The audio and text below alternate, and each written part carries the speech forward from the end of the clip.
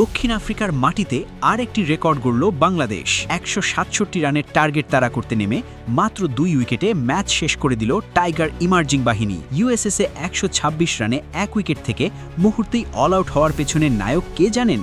আর ফাইনালে কার মুখোমুখি হচ্ছে বাংলাদেশ?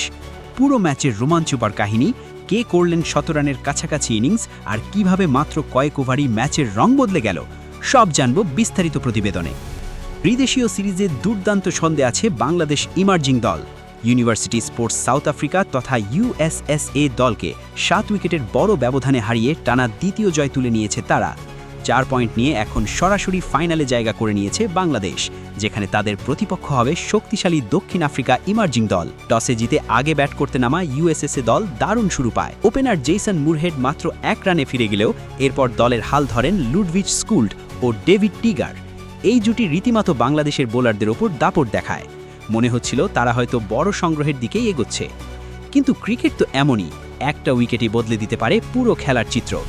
টিগার আউট হওয়ার সাথে সাথেই যেন তাসের ঘরের মতো ভেঙে পড়ে ইউএসএসের ব্যাটিং লাইন আপ। একের পর এক উইকেট হারিয়ে মাত্র ১৬৭ রানেই গুটিয়ে যায় পুরো দল। এই দুর্দান্ত টার্নঅ্যারাউন্ডের প্রধান কারিগর ছিলেন চৌধুরী মোহাম্মদ রিজওয়ান, যিনি একাই শিকার করেন ৪টি উইকেট। এবার আসা যাক ব্যাটিংয়ে। ১৬৭ রানের লক্ষ্য তাড়া করতে নেমে শুরুতেই কিছুটা চাপে পড়ে বাংলাদেশ। ওপেনার মাহফিজুল রবিন করেন মাত্র ৮ রান, আর হাবিবুর রহমান সোহান্ত রানের খাতাই খুলতে পারেননি।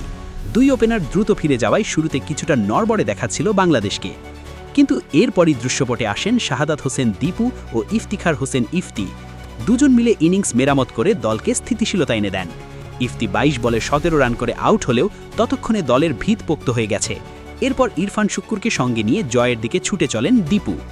আর এই জুটিটাই ছিল ম্যাচের আসল হাইলাইট। দুজনেই তুলে নেন দুর্দান্ত অর্ধশতক।